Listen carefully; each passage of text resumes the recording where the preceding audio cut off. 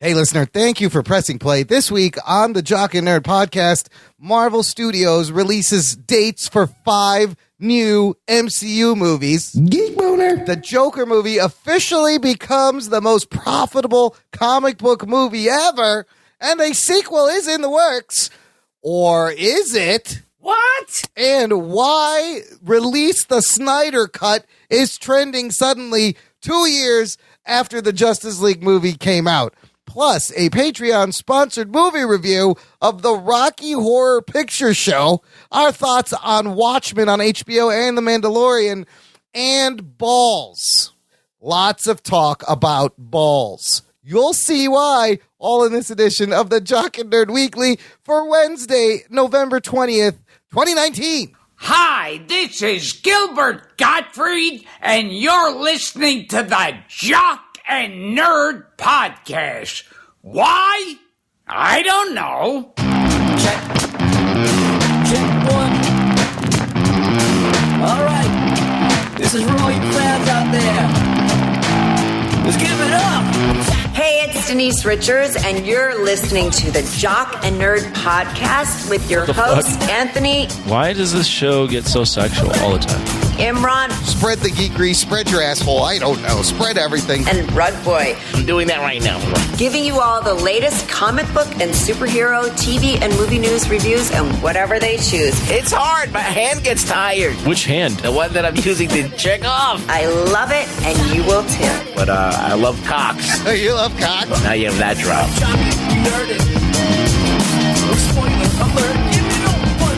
Give it up 2 times, listener. What's up? Welcome to the Jock and Nerd Podcast. Jock and Nerd. My name is Imran. My name's Anthony. He's the Jock. He's a nerd. And he's the Rug Boy. What's up, Rugs? What's up? Listen, that slightly new intro is all going to make sense in context of this episode. Shout out to the lovely Denise Richards. We got a nice, it's not a sausage fest in the intro. What'd you guys think of that? I played that for you cold. It's nice to have a lady on that used to be really hot. She's still a looker. Wild Things and Starship Troopers. Yeah. Well, yeah, I mean... Listen, still. I have the memories. That's still... I mean, that goes against your argument, though. What? You said she's still a looker, and then you quoted movies that came out 20 years ago. Well, I can't think of anything. Well, she's on the Real Housewives of California. Is she? Shit. I really enjoyed looking at her for a very long time. Listen, any person that can survive the crazy that is Charlie Sheen and still come out, with their sanity, good for her. Look, man, you should be proud. I mean, look, Arnold isn't what he used to be. That's right. Neither is Sly Stallone, but That's right. And, it's a little raunchy intro, but there's a reason. Because you guys, you know how we always somehow end up starting with fucking dick and ball jokes? Yeah, it's how we get warmed up. That's how we get warmed easy, up. low-hanging fruit. But I'm bummed. Guess what, listener? We're about to get paid by talking about dick and ball jokes because we've got a new sponsor. Support for this episode of the Jock and Nerd Podcast comes from Manscaped.com. Oh, shit. Rugs, shit. You guys heard of the Manscaped? I know what manscaping is. It's Manscaped. I don't think it's... The website is manscaped.com, but I believe the brand is just Manscaped, Imran? The brand is Manscaped. They are the best in men's below-the-belt grooming. Anthony, what do you know about Manscaped? So it's funny you ask. Before this sponsor got brought on, I was actually already using the product. Oh shit!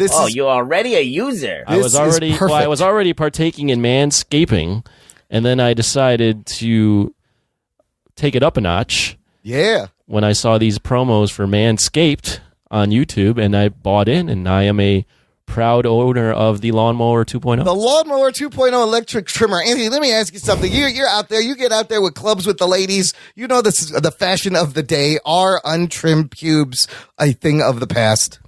Oh, yeah. If you're walking around with the Amazon forest down there and you're expecting to get laid, it ain't happening, son.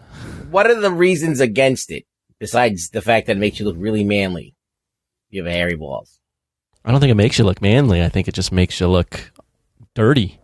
I mean, you don't want to be down there and you can't, Well, you don't want to be flossing with pubes, is what I'm saying. Does it make your dick look bigger if you have less pubes? I think this is a very big part of this. That's what I was trying to get at. Because think about your house. When you trim the bushes around your house looks a little bit bigger, a little bit prouder. It stands with confidence. That's true. You don't want a pube being longer than your flaccid it's penis. trying to obscure your penis. It's all perspective. So a huge bush, guys, you need to get the Manscaped Perfect Package 2.0. Already got it. You got it, and they were nice enough to send me and Anthony one of these Perfect Packages 2.0. It contains the Lawnmower 2.0 electric trimmer, which is really nice. You charge it via USB. It's got like a black rubber grip. It's kind of like an Apple product. Like the design is great. It feels like a Wacom stylus, very high end. I would just to add, it has different guards too. So if you have different lengths that you prefer down there, you can throw on a little guard action. So can you put this thing right on your balls? You can, yeah. Yes, you can. So what this is curing is not only the fact that men need to manscape, but, when you were manscaping before this product, a lot of people were probably using razors or scissors or whatever, and you were probably nicking the nutsack a little bit. So the Lawnmower 2.0, can go right on the balls. It's pretty well done. Clean you up. What else you get, Ruggs, in this Perfect Package 2.0? You get Crop Preserver, which is basically ball deodorant. Anti-chafing ball deodorant. If your balls stick to your legs, you want to use this Crop Preserver. And then a Crop Reviver, which I guess, Anthony, what do you do? You just spritz it on yourself before you go out, give a little tingle, a little pep in your step. It gives you a little refresher just to keep everything moist and keep it smelling nice down there. I'll tell you something. This morning, I did try the ball deodorant. I was like, you know what? I'm going to try this on. And I knew all day round, walking around, I knew that whatever happens today, however this goes, I know that my balls are going to smell good. Oh, Did you shave your balls, Imran? I tried the trimmer. It works great. Not a I'm nick trying to inside. fix this. All right, Imran, are you sitting there with in a mirror? Are you just don't need a going mirror. blind? Here's what happens. You're just blindly shaving your balls. I shave my balls, and it looks like Santa Claus just had a beard trim. That's what it ends up looking like. It's kind of what's going on. But wait, there's more. It looked like Patrick Stewart's bald head. Yes, it looked like X-Men. Steve Martin went for a hair trim, and it's his left. How many people are throwing up right now? Right there. Look, it's all clean because I used the ball deodorant and the Crop Reviver, but you also get a pair of boxer briefs and a lovely travel bag. And then they have this hilarious fake newspaper called the Manscaped Daily. And the headline is "We Save Balls." And then the whole thing is about how to take care of your junk down there. Well, I was going to say what's awesome about those boxer briefs is they're labeled Manscaped. So nice product placement. Yep. But also lets your partner know if they're going down there that you're trimmed. Oh, this guy's got Manscaped Someone's had to products. do the brush with a machete for you, woman. Yeah. I mean, I think, and listen, for our listeners, we have a great promo code. You can get 20% off free shipping with the code BIGHEADS at manscaped.com. I see what they did there. 20% off free shipping. Big Heads, the code is really all of this is thanks to our buddy Mark Phillips and the Big Heads Media Network, which we recently joined. The guy's doing a bang-up job leveraging all the podcasts on the network. The MyBookie ad also came from him. This is a network-wide ad from Big Heads. So bang-up job with the network, Mark Phillips, and thanks to Jason Dutch for kind of pushing us onto Mark Phillips to join. He just kind of attacked him and said, here, take these guys. And now we got to talk about trimming our balls. This is a great gift for ladies, too. You get it for your man. You send them a message without actually having to send them a message. You know what I mean? Clean up your nuts and make Santa proud this year. Your balls will thank you. Now, Talking nerd. Is there a female equivalent to this technology? I'm sure a female can use this Yes, technology. I imagine they could. It's not necessarily the target demo, but I don't see why you couldn't use it if you were a female. Interesting. It's like you have a hairy bush. Could you please use this? Thank you. Use the code BIGHEADS, manscaped.com. You will get 20% off. Free shipping. I bought it before it was a sponsor, so you know it's legit. Yes, and Anthony uses it, so if you have any questions, please send them to Anthony. He'd be happy to help. I'm happy to go over grooming tips with He you. loves to talk about his clean ball. Thanks to Manscaped for giving us clean balls. All right, you ball heads. Let's get to the geek news. The Jock and Nerd Podcast. Podcast my mom pretty proud of. It's a hard transition to go from ball trimming to like MCU movies and shit, but we're gonna try. We're going to go ahead and try. Denise Richards. Who do you think has the least hairy balls of the Marvel Universe? Oh, that's a good question. Rugs, what do you use? I know they can't ship you like a Singer sewing machine. I don't know. What do you use? I don't have a dick and balls. Yeah, but there's attachments. I mean, like I got Velcro ones you can put on. I'll send you a hot glue gun and some cotton. I just have assorted ones. I got ones that are hairy. Yeah. I got ones that are look like a 5-year-old's dick. You're black ones. You're mad shit. I got a vagina I put on every once in a while. Your situation is whole different. Sounds very freeing and progressive. I love it. Yeah, well, when the person who decides to make you doesn't put it on, you gotta support yourself somehow. Yeah. Thanks for Manscaped for supporting our balls. Anyways, what was I talking about? Fucking MCU. Guys, it feels like we've been in a long drought of MCU content. You know, the past few years, they've given us like a November movie. The next thing coming out is Black Widow. May 1st of 2020, and it seems like a really long time away. They just released new dates for movies coming out all the way through 2023. Geek Boner. So we can expect, after 2020, 4 Marvel movies a year and TV shows. Here's what we got so far. So like I said, Black Widow coming out May 1st, 2020. Then we will get the Eternals in November 6th, 2020. And that's it for 2020 because we're going to have a couple of Disney Plus shows, 2 Marvel movies. 2021, Shang-Chi in February, Doctor Strange, The Multiverse of Madness in May, the Spider-Man 3 movie in July, and then Thor 4, Thor Love and Thunder in November. Nice coverage of the year. Now the next that ends phase 4 of movies, right? That would be the end of their phase 4, right? Thor, Love, and Thunder is going to be the end in all the Disney Plus shows leading up to that. So I imagine in 2021 they'll have like the She-Hulk and Moon Knight and Miss Marvel coming out to end phase 4. Then previously announced there's an Untitled Marvel film February 2022, Black Panther 2 for May 2022.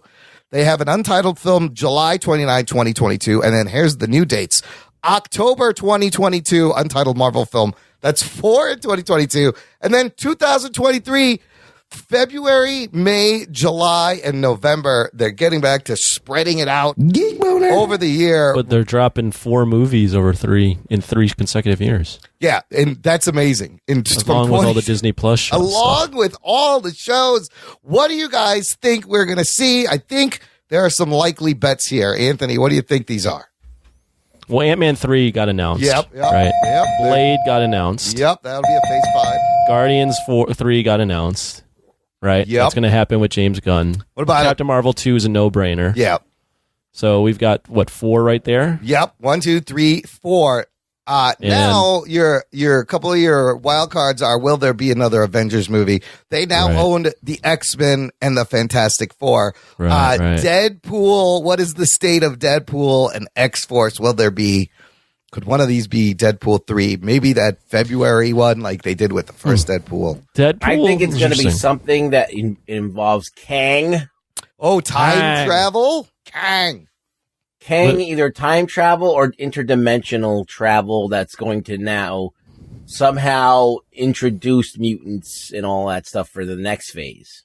That are basically at the end of this, we're going to now be in a completely different kind of Marvel universe. That's what I think. Well, what would you guys do first between the X-Men and the Fantastic Four? Now, the X-Men, there's been some solid movies and some shitty movies. 19 years of history there, and most recent, we've had an X-Men movie. We have never had a good Fantastic Four movie at all. Hard property to translate. If you were them, Anthony, what would you try to attempt to tackle first? I'd go Fantastic Four. I was also thinking FF, even it being the riskier one. Let's try to get a good Fantastic Four movie. Yeah, I think X-Men, there's still a little bit of lingering from the last one. I think you give it some time. Yeah, I think it still needs a little time. Ruggs, if you were Kevin Feige, what would you tackle first?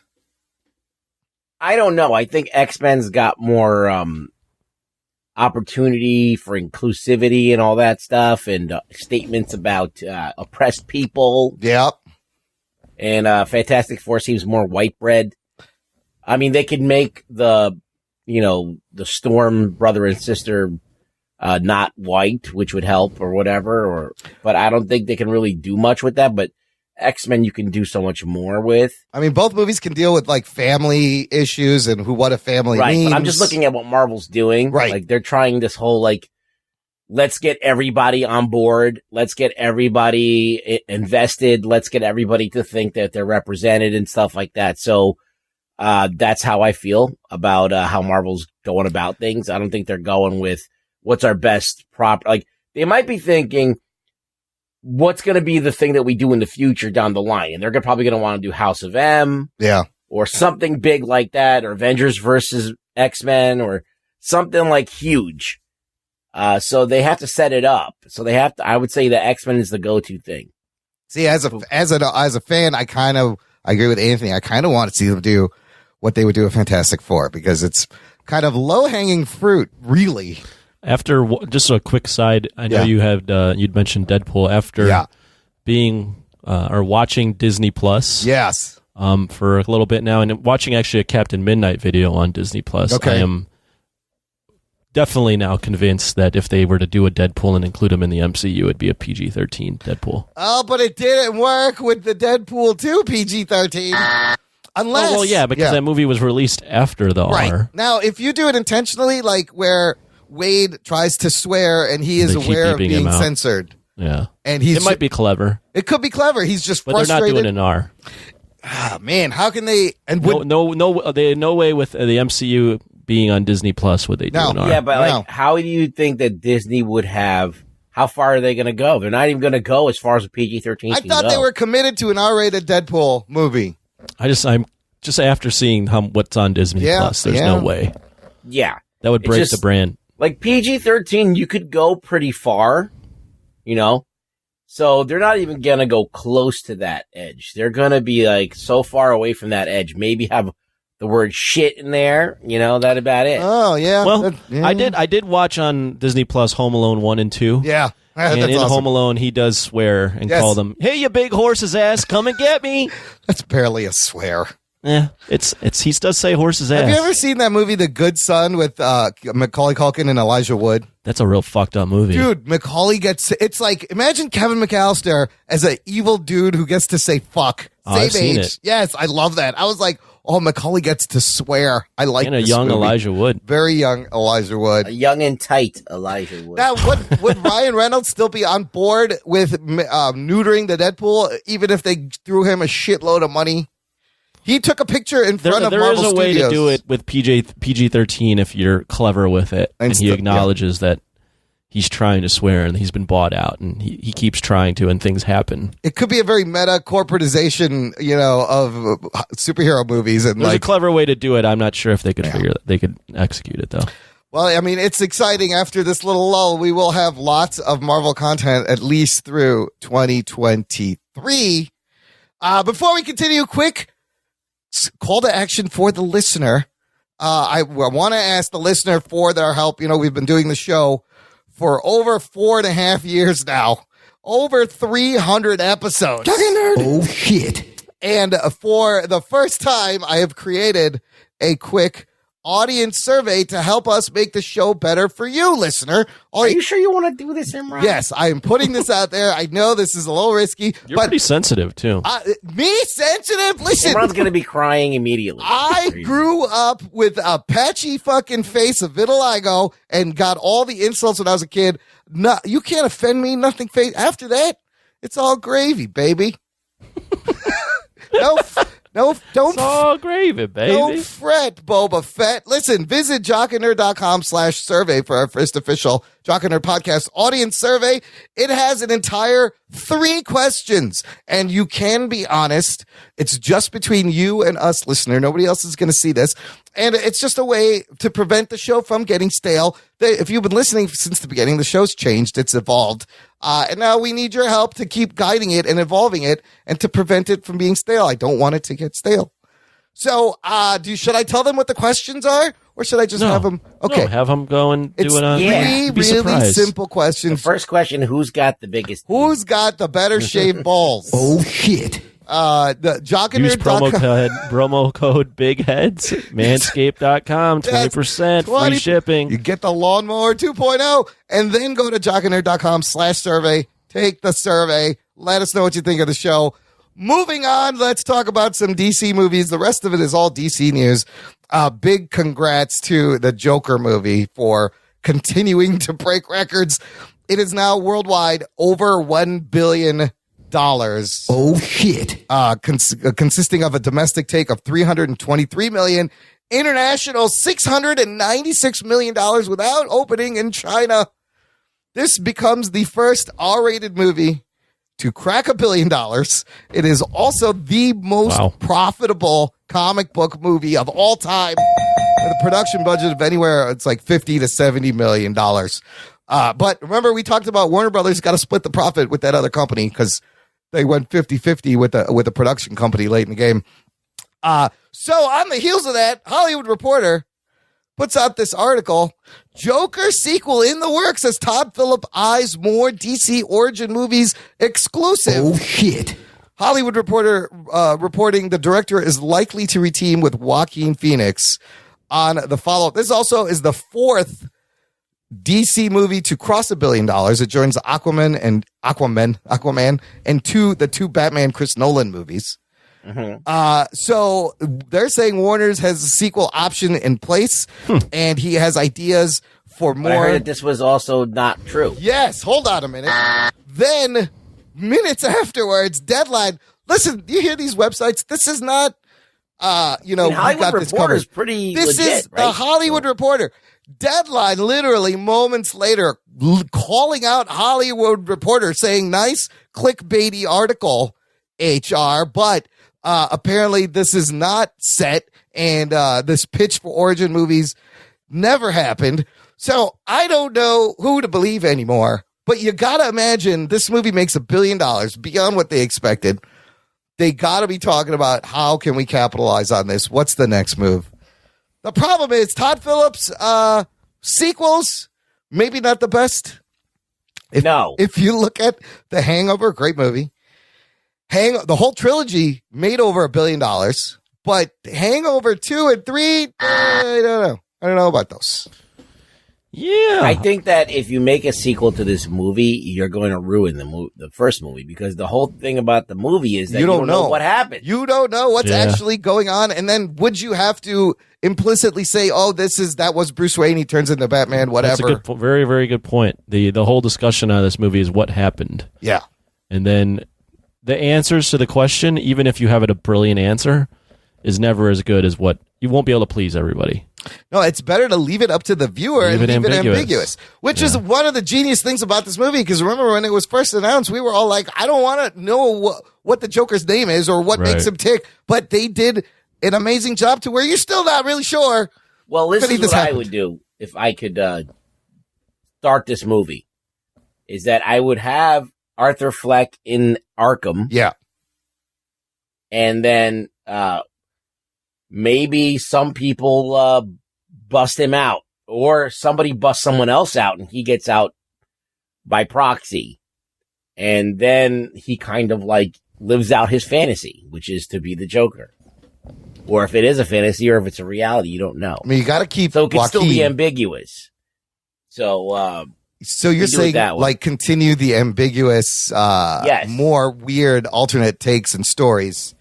Yeah, you don't know if it's actually happening or not. Yeah, I think that'd be tough to pull off. But that would be the genius thing. Yeah, it'd be the easy thing is just to be like, no, it's just he is the Joker and that's it. And that would kind of kill that first. What if you take Joaquin and you go back and you do like a whole nother story of the Joker that may or may not be cool true? too. That would be nuts. That would be real nuts, actually. That's not a terrible idea. Like a whole different Joe. He could be all three. Yeah. Yeah, it could be just another story with him, but like another completely different origin. Yeah. Maybe. I have to admit, on the show, I was wrong. I didn't think it would hit $1 billion. That's amazing, right? Got to admit when I'm wrong, which is pretty much all the time. Todd Phillips does have a knack for making high-grossing R-rated movies, so It's good for the genre, and the profits are crazy. So Joker sequel may or may not be confirmed. I feel like this maybe just leaked, and it's going to be announced, and maybe they didn't want it, so that was the peddling. But what is confirmed is the fucking Black Adam movie from The Rock himself. Oh, shit. Announcing the release date with a really cool concept art poster. Black Adam coming out December 22nd, 2021. Briefly teased in the Shazam movie as a hologram. Would have been cool to have a little post-credit scene with him in there. But they released with this concept art with this I love. This is my favorite part of this whole story. Boss Logic got to work with Jim Lee. Oh, shit. On an official, Warner Brothers DC piece of art that The Rock released on his Instagram. What do you guys think of this image, first of all, that Jim Lee and Boss Logic have put together, right? Looks good. It looks good. I think he looks good as Black Adam. And he has a lengthy Instagram post where he talks about he loves Superman, wanted to be Superman, realized that I could not. That's why Black Adam is a better pick for him. He's rebellious, a one-of-a-kind superhero. We'll always do what's right. Now, this is great. Also, they have the cinematographer, Larry Shearer, who worked on Godzilla, King of the Monsters, and The Joker. So it's going to look good. That guy does good work. The Rock, big name, smiley face. Everybody loves him. What do you do with the Black Adam? Do you make him a bad guy? Do you make him an anti-hero? Can you make The Rock a villain and get away with it? Sounds like to me they're going with him being an anti-hero. Black Adam has always kind of reminded me of Namor, but leaned more towards being. That.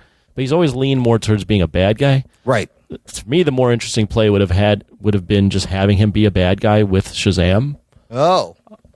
But this obviously is being catered towards The Rock, so they're doing the anti-hero thing right off the bat. So I imagine they do a Shazam movie, and then the Black Adam, and then the next Shazam movie, you could have them team up. Right. Ruggs, what is your take on The Rock as the Black Adam?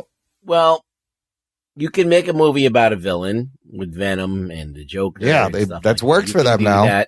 So it's possible they could go that route. It might be a little bit more of a risk, but I say do it. Making him a hero, that's kind of like a little bit too safe for me. I'd rather be like, all right, let me go see a movie about a guy that's questionable. And at least if they can write him in a way where he thinks he's doing the right thing and he thinks he's noble, then maybe we can get our heads around it if he does some terrible things. I like the anti-hero angle. I really enjoyed his character in Secret Six. So there's the Secret Six is basically the Suicide Squad. Oh, Black Adam was in that? Yeah, he was one of the villains. Oh, yeah. He was teamed up with Lex Luthor and a bunch of other big-time villains. But the way they drew him, I always just found it interesting. The way they drew him, everyone would be standing, and even though he can walk, he would always be just a little elevated. Just floating around. Bitch, as I'm if a god. It was like this, they drew him with this sense of arrogance, you guys are all human, you can't fly, you guys all suck. Well, it's kind of clearly awesome. In the concept poster, he's doing exactly that, just floating above, looking down at everyone. Right. But I like the idea of a Namor type guy who thinks he's always doing the right thing, and he's kind of an anti-hero, but eventually we'll have to team up with goofy ass Shazam to take down whatever hero, because I don't think you want to make him complete heel. Has he ever been a heel in wrestling? No. The Rock? Yeah. Oh, he has? Yeah, that's how he got popular. Did he go, so he started as a bad guy? He started as a goody two shoes face, and the crowd hated him so much that they were just booing him, even though he wasn't supposed to be booed. So that he just completely turned into this cocky asshole, and everyone just loved it. He's like, I'll embrace it. Yeah. The Rock in a Black Adam sounds like a lot of fun, even though he makes 5 movies a year. Does he have pointy ears, Black Adam? In some of these illustrations, it looks like he does. I was just looking at the Alex Ross paintings. He seems to have pointy ears. He even looks a lot like Namor with the pointy ears. So I think he does. He's almost like alien Atlantean. In the New 52, he is depicted as the violent protector of the nation Kahndaq. Yes, Kahndaq. That's where he came from. Yeah. That's the fake Arab country where the Shazam gets his powers too. Right. The wizard was from. I like Shazam. I got to watch it again. It's a fun movie. Shazam's good. It's a fun watch. And then last thing in the news. Shout out to Malofsky, by the way. He posted a nice little 5-minute video about Shazam. If you join our Facebook group, Jock and Nerd Nation, it was a great, David, that video was great. David F. Sandberg. Problem solving of filmmaking, I believe. The problem solving of filmmaking. It's short and perfect, and Sandberg shows you how a simple thing, why simple thing happens because of schedules, how they fix things. And then you realize in every movie you see, even the things we nitpick, there's probably a behind the scenes reason that this was unavoidable. The person didn't show up, or they had to change the story. Or in the one scene in the mall where he points out like, oh yeah, the crew is standing around. The crew is just fucking standing there. They're like, oh just shit, don't get out of the shot. They're like, after they had done all the CGI work of erasing the harness, they're like, Right. oh, nobody was looking over here. So what do? They're like, oh, add some fucking bags and a mop bucket, and now it's staff, and then they're customers. Right. So, and the whole thing about Darla not being outside with the jacket, her schedule. It was actually pretty good. Really riveting stuff. I was like, oh wow, like there's a lot of shit that goes on in making just a scene in a movie. Absolutely. And he said it best, is every scene is a little puzzle. You know, and having done a few student films back in college, I could attest to that. And even like theater, like every little scene is a problem. What was the problem being solved when you took off your pants and showed your fucking balls? The problem was I was drunk when I told him I said that, and I am a man of my word. I had to honor. Let me tell you about Tony, all right? Tony ruins lives. Did you shave? Were your pubes trimmed at that time? No. I did not have the benefit of having a lawnmower 2.0 from Manscaped, which I could get 20% off of using the code BIGHEADS at manscaped.com. He had flowing locks on his junk. Yeah, it looked like Jason Momoa or Thor in the Endgame. It was braided. Jason Momoa. Looked like a. I feel like you created more problems by doing it. Something It looked like there was just my memories. That's all. It looked like there was a Wookiee trying to get out of my asshole. Someone's got a copy of that movie. So. Oh God, I hope not. I've never seen that movie after it was screened in front of the entire name of that school. Movie? Do you know the name of that movie? It was somebody. It was the name of a kid. Last Day. Remember? It was like the last day of school or something, or best day. Very Ferris Bueller. But me, yeah, it was very Ferris Bueller. This is what happens at art school, listener, in the 90s in Brooklyn. You end up naked in an art school, quote unquote, artsy movie. Last thing, guys, in the news. Enough talking about my balls. 2 years ago, the Justice League movie was released. A movie that was taken down by many behind-the-scenes factors. Henry Cavill's mustache just being just one of them. And 2 years to the date later, I'm on Twitter and fucking Twitter. Yeah, it's the new Twitter. It's John Ritter's It's John Ritter's Twitter. No, if you're not on Twitter, you're behind the ball already. It's the new Twitter. It's like Weibo. Hashtag release the Snyder Cut. Oh, shit. It's fucking trending. And not just from anybody. Tweets from Gal Gadot, Jason Momoa, Ray Fisher, Ben fucking Affleck, tweeting out with extra shots that weren't seen before from the Snyder Cut. I smell a rat. What the fuck is going on here? To my knowledge, Warner Brothers has no intention of ever releasing. It's coming out on Max. The Snyder Cut. This is a marketing tool. It seems like a coordinated marketing ploy, because I don't think Gal Gadot would have tweeted this out without. When is Max coming out? Or next spring. Mm-hmm. I mean, it's a great way to get people to sign up at launch. Justice League Snyder Cut, or do a version of the Justice League where you can insert the unfinished footage and watch a different version. The movie's not finished, despite all these kind of cool photos they have. Here's my thoughts on it. So it would be a good marketing ploy. Everything I've read, and I don't obviously not in the know, but everything I read was from a lot of people that seem to know things, is there is no fucking Snyder Cut. They decided to redo a lot of this film before the film was even finished. So a Snyder Cut would then involve finishing a film that never was made. They're not putting money in that. They're not doing that. They're not. Their WB is not. They want to get as far away from this Justice League movie. And WB owns the footage. There's no Snyder Cut. This isn't going to happen. Would you be, if you were a Rabbit fan, would you be happy? Didn't Jason Momoa say that there was so many times? A lot of these guys are like, I've seen this thing. But I think they've seen footage. I don't know if they've seen a full film. that Snyder made. Some of these pics that Snyder released, they're all black and white, but you see unfinished CGI backgrounds. I'm sure that it's unfinished, but I think that there was an assembly. Because remember that article came out where everybody at WB saw it and there was a standing ovation and shit?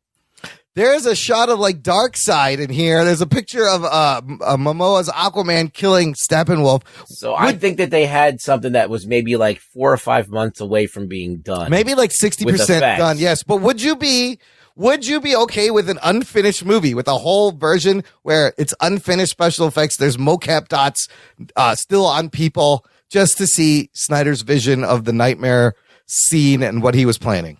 I think that they shouldn't release it unless it's like fully done. Like unless it's like fully like realized and not shitty. Because what's the point of seeing like a fucking fucked up half like cinematics, like animation bullshit? I mean, I agree. But I also think at this point, whatever they put out, despite everyone saying, no, fuck Snyder, we don't need this. If they put something out, everybody's going to go fucking watch it right away.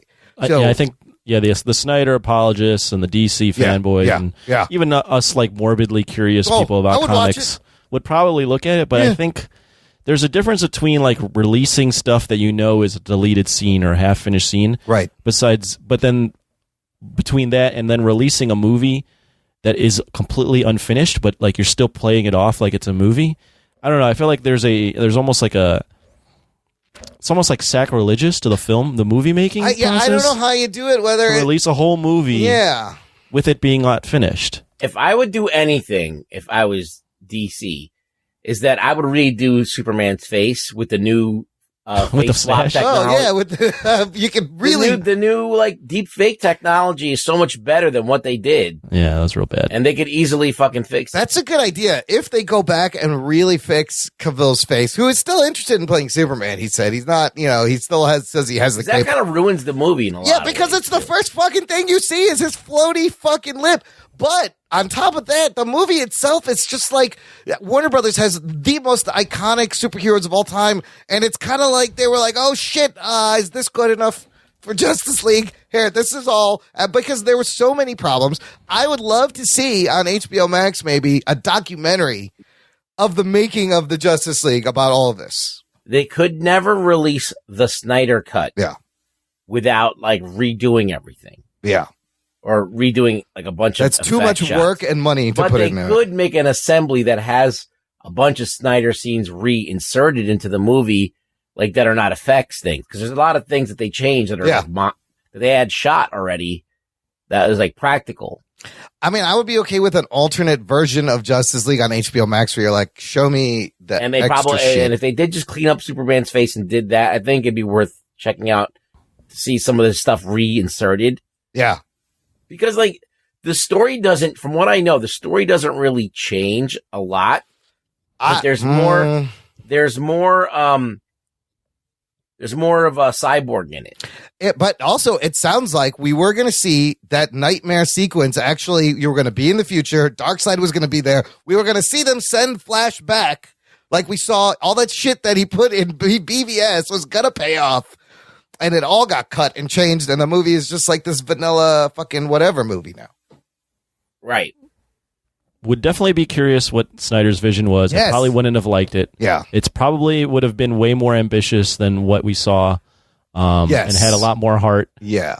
So, yeah, I mean, I definitely, if there was something that existed, I wouldn't be opposed to seeing it. I highly doubt that there's anything there that is worth watching and will pass off as as a film that is actually a film and not something 60% done, 70% done. I kind of felt like he should have been given a chance to finish his trilogy. And, if you think he's a hack or not, whatever, the man makes movies that elicit some kind of reaction. And instead, we got a Joss Whedon version of a movie that elicits nothing and just kind of fucking sits there. Well, he definitely wasn't given a chance to finish his trilogy, but he also had something really unfortunate Yes, happen. there was a lot. I mean, just crazy production, which is why I think a documentary would be fucking fascinating about how this happened, because the story of that is better than the story they give us in Justice League.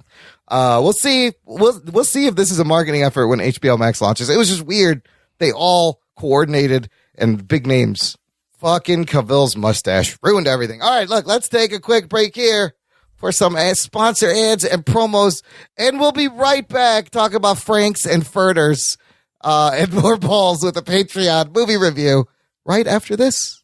After these messages, we'll be right back. All right, this is your pal Ruggs here, and I know some of you guys like to watch like men throw balls around. Well, if you want to bet on that, if you think that you have a skill to like choose a team and then maybe make some money, well, you got to do it somewhere, and do it at mybookie.ag. If you join right now, MyBookie will match your deposit halfway, all the way up to $1,000. That means if you deposit $2,000, you get an extra $1,000 money and free money to play with. And I just did math for you, motherfucker. And you can use it to do all your fucking betty on your football-y things. All right, so your football-ys, your basketball-ys, whatever balls that you like, you can use it to bet. So you use this promo code, late fees, activate the offer, late fees, all caps. I don't know why it's written in all caps, but it'll double your cash. So visit mybookie.ag today. You play, you win, you get paid, and hopefully you can get a hooker with that money. You have to watch it. It's so good. It was all right. Your friends may have decent taste in movies, but their incoherent reviews are getting annoying. I don't know. I just didn't like it. Looking for a new podcast? Join Time Sensitive, where we break down the recent movies you've heard of, but may have missed. Spoilers included. And we get it. You're busy and can't see everything, but are you really going to track it down a year later? We take the time so you don't have to. Find us on Twitter @TSMoviePod and find out what we're watching. I'm Sam. I'm Ian. And I'm Kate, and we're 3 friends and armchair movie critics. Seriously, invite us into your living room. Kate, stop. Listen now on Apple Podcasts, Spotify, and Stitcher. Time sensitive, because you deserve better. Hello, and welcome to the Moving the Needle podcast, where we ask, what moves you? Excellent or bogus? Did anyone do the right thing? Do you mess with the Zohan? With me tonight to discuss Do the Right Thing, Rocky versus Creed, childhood, guilty pleasures, a test of time, you don't mess with the Zohan, once upon a time in Hollywood. With me tonight is Stephanie. Hello. Roy. Hello. And Henno. Yo. We want to thank you for listening on iTunes. We're also available on Spotify. Just about everywhere you can find podcasts, we are. So come on now. Google Let Play. us know. Email us at mtnpodcast@gmail.com or on facebook.com/mtnpod. Twitter and tweet us at mtnpod. There's so many ways to find us.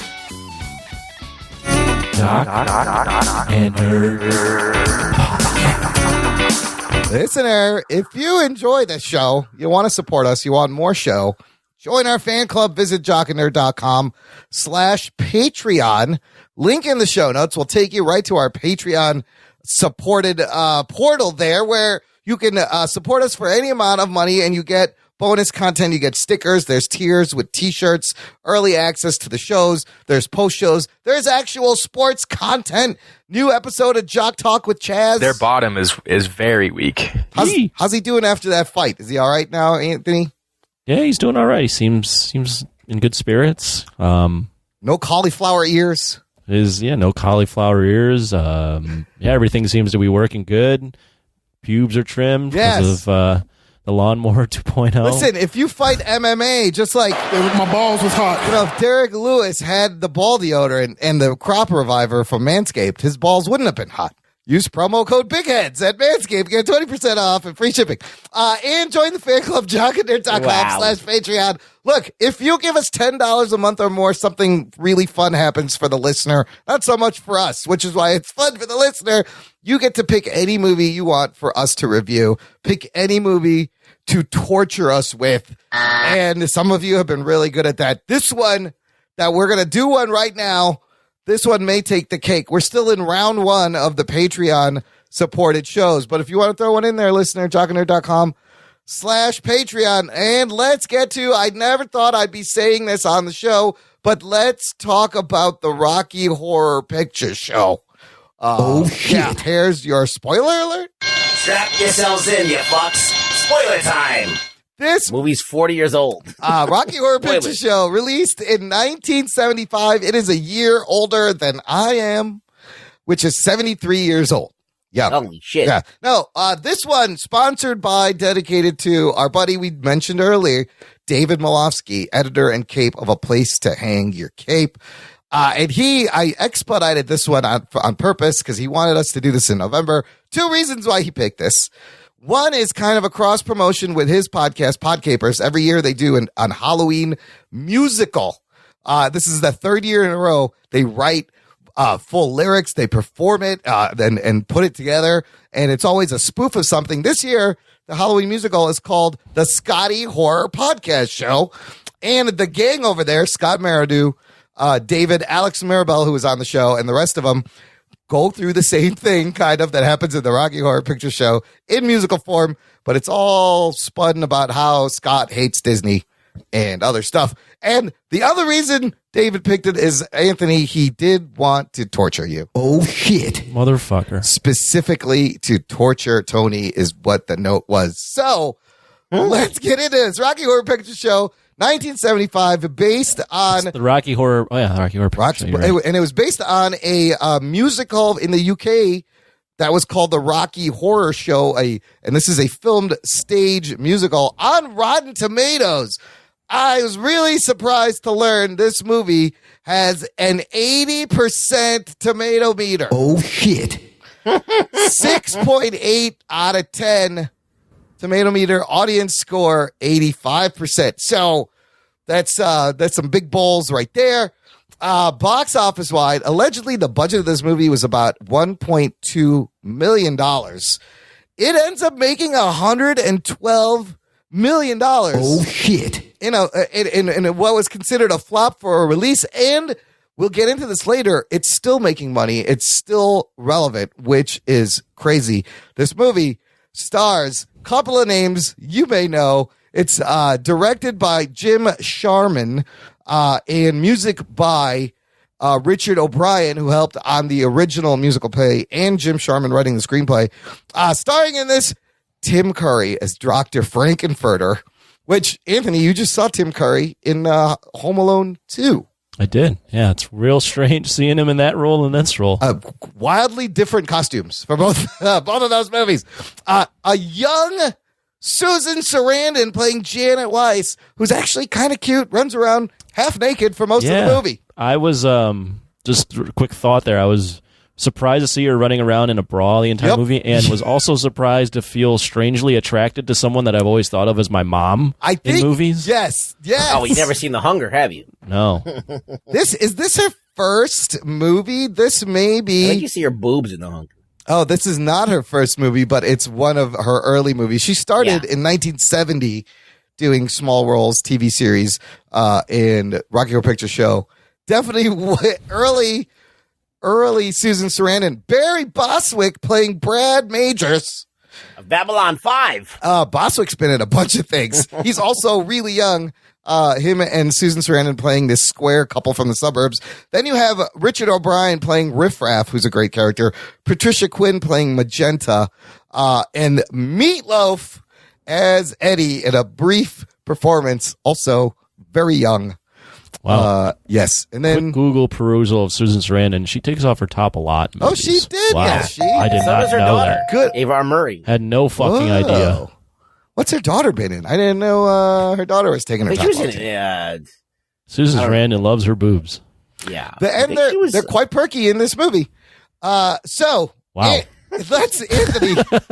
Here's the thing. What's going on here? This is amazing. This is the wildest pick we've had for a Patreon movie. Easily Malofsky.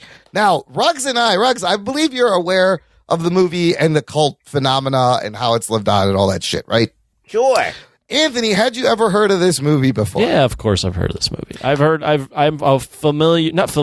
aware that there was a phenomenon around this movie. I was aware that there were people that still watch this movie, and I was aware that it was like a Halloween thing that people got dressed up for. I wasn't completely aware that it was a musical. Yes. And the plot and who was in it and all that, but I was aware of the following. So this is the first time you've seen this movie?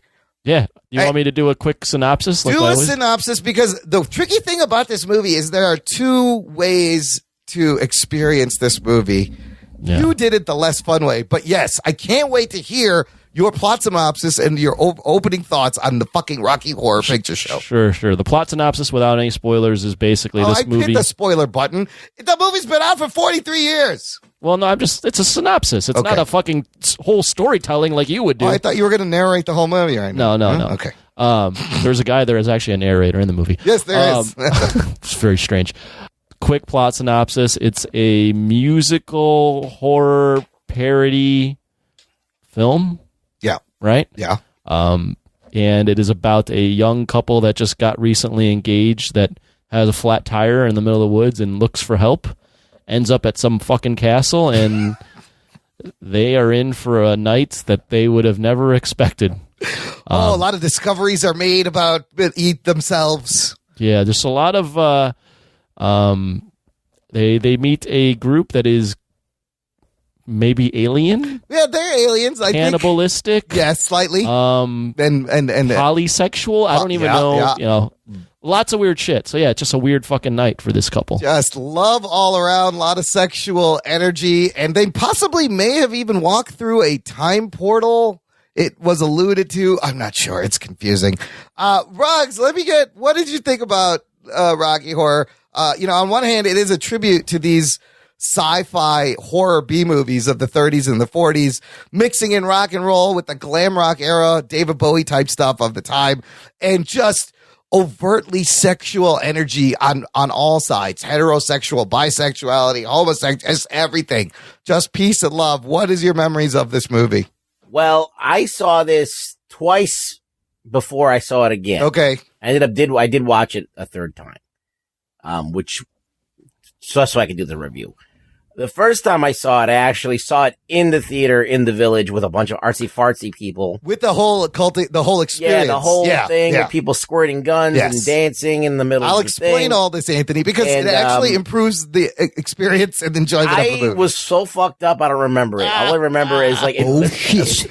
I remember for most of the movie, I was outside smoking cigarettes. Oh no. Okay. All right. So, cause I was like, I don't need to see any more of this. Then I watched it another time when it was on TV, I think. And I watched it with a chick who said, let's watch this. Yeah. And then she was like, turn this shit off. So, it was like, okay, I saw like most of it and I was like, I know the story. I don't really need to see it again. I know the songs. But for this review, I made myself watch it a third time. Good for you. So I've had the experience in the theater. Yes. I've watched it with a woman. Yeah. And I watched it by myself. Yeah. And all of the experiences I had were not good. Oh, man. I mean, there's nothing redeeming you could say about this movie. No, I'm just kidding. Yeah. But like basically, this movie is memorable, right? Yeah. Tim Curry is great. I think he steals the whole movie. Yeah, he does.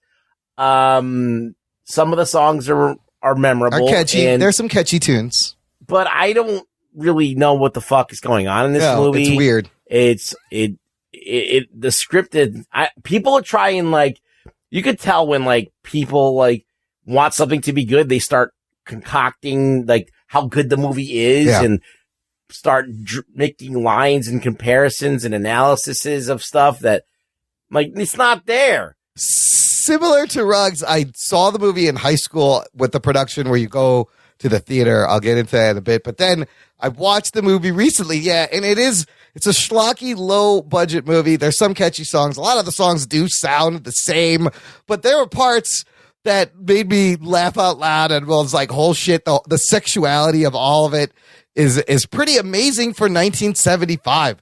Like the thing that I really thought was kind of interesting was all of the references to Charles Atlas and how he was in dynamic tension and how much of a thing that was. You mean like the poses of like Rocky, the guy he makes? Well, yeah, the whole song that he sings when he brings Rocky to life, which is like his Frankenstein, is like sexual Frankenstein. Like he's singing about a dynamic tension and Charles Atlas, and there's even like over the bed, there's Atlas over the bed. Oh, wow, I didn't notice all that. So it was an obsession with this guy, Charles Atlas. Yep.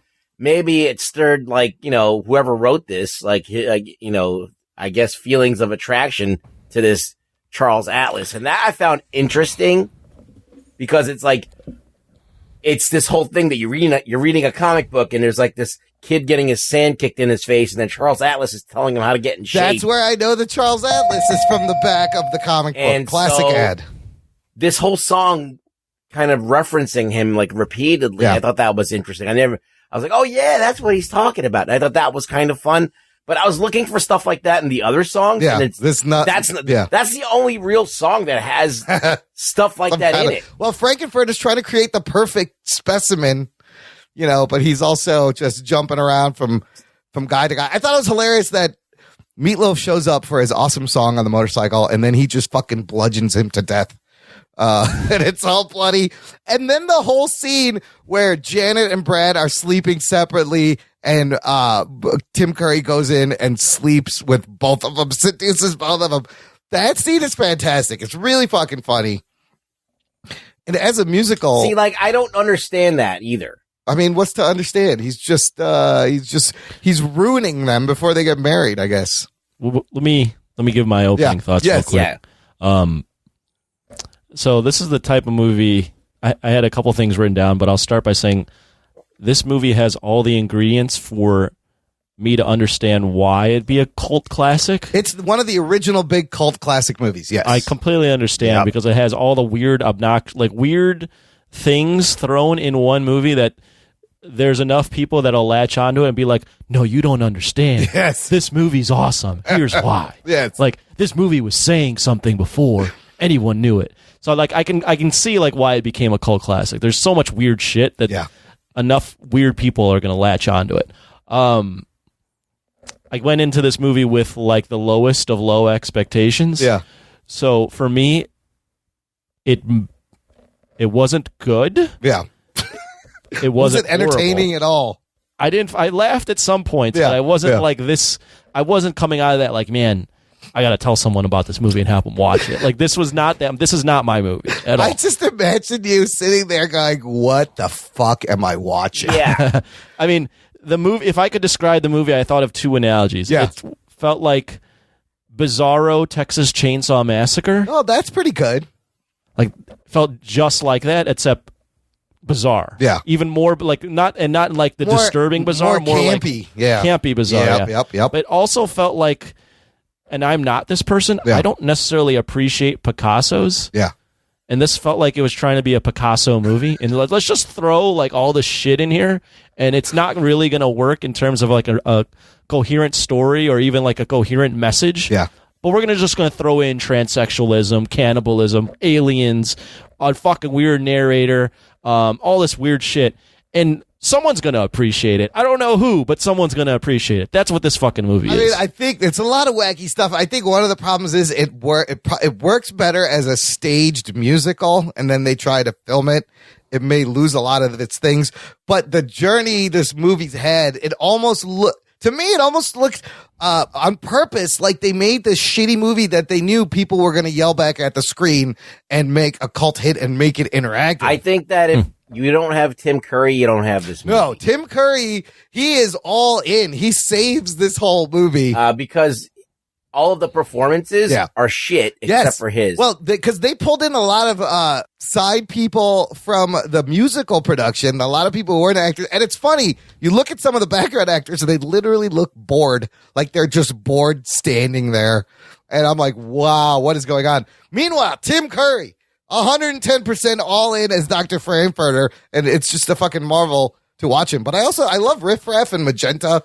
I thought Riff Raff is the guy who wrote all the music. Yes, that's Richard O'Brien, and clearly he has a love for 50s rock and roll and the glam rock aesthetic. You know, if you think about 75 at the time, he's like a Hunchback of Notre Dame type character. So this is your 50s classic, like Frankenstein plot that they're spoofing, that they're making a spoof musical of, which the musical. So what's actually happening in the movie, Imran? What's happening is they are, I don't know, they stumble on this, it's an event because all these people have come there to see Frankenfurter's creation. On motorcycles. Yes, on motorcycles and other things. So there's bikers for no apparent reason. There's bikers Okay, for keep no going. reason, and there's people with big sunglasses inside. Brad and Janet just happen to stumble into this time portal and get sucked in. And Frankenfurter, at the end, it becomes clear how, like, he's really flaky. Like, his girl yells at him, and he just moves from Eddie to Rocky to, like, sleeping with the both of them. And he's just all over the place, doesn't know what he wants. I don't know. Eventually, at the end, they kill him, right? And then they all go back to their planet or some shit. The Riff Raff kills him. Yes, Riff Raff and Magenta show, and then Magenta the monster has what's the monster's name? The Rocky. parody monster. The which one? Rocky, right? Rocky. Yeah, Rocky. Then tries to take his savior or take his creator, and he gets killed too. And he's turning everyone into statues with his device. And just naked gets, statues. Yes, naked. That machine that does everything. Yes, he just winks. Just make him a naked statue. I appreciated how Magenta at the end has like the Bride of Frankenstein hairdo, with the stripe down the side. Yeah, but it's just kind of a debaucherous expression of like love and music and sexuality. Just cause I don't know. I think that one of the things that I think that propels this into this cult status is, besides the fact that Tim Curry's just great in it, and he has so much presence in the movie, and you remember him, he's so memorable.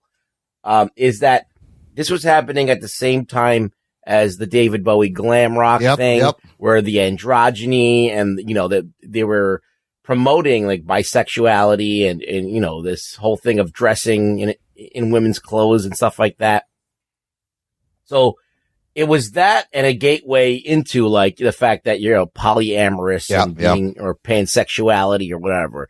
And so like for transvestites, for people who were a little bit off the beaten path or people who thought differently, the gay community, outcasts, and this was like a beacon. Yes, this was something that spoke to them and drew them. Absolutely. And it probably was one of the movies that, one of the only movies that was made by like a big studio with actual actors that people would know. Yeah. With $1 million budget to be made, even though it flopped when it initially came out. People have been, the underground has been supporting this movie. I mean, still to this day, it's a LGBT community. This is an icon for them, this movie. Yeah. But in high school, Anthony, here's what happened. We talked about the one way to watch it is just as a movie musical, which it's just okay. But the first time I saw it was in high school up in a theater in Chicago on Sheridan. I think it was the 400. And what it is it's a whole interactive performance where there's people acting out the movie in front of the movie. You bring props to throw at the screen. There's lines that you say in between lines. In fact, for the listener, I have a link of an annotated script. Tells you what to yell out when.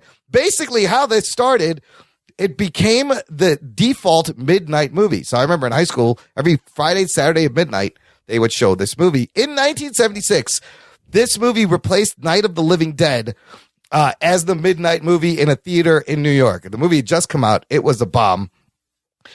By Labor Day, apparently, this is how it started. A school teacher from Brooklyn shouted at the screen when Janet, played by Susan Sarandon, when she used the newspaper to shield herself from a storm, this school teacher yelled out, "Buy an umbrella, you cheap bitch." Shit. And it all started there. So, Ruggs, do you remember any of this? Every time there's a couple of rules. Anytime Brad says his name, you yell out asshole. Anytime they say Janet's name, you yell out slut. When they're getting married, people would throw rice at you. The scene where it's raining, you bring a newspaper because people would bring in water guns and spray water in the air. I remember the water guns. Yes. When he says, "I'd like to propose a toast," you're supposed to bring in pre-made toast to throw at the screen. Yeah, I had no idea what I was walking into. I didn't know any of the prompts. I just knew people were going batshit crazy and everybody was in costume. And this was the thing to do in high school. So by that time, the late 80s, it had become the thing for like suburban high school kids to experience.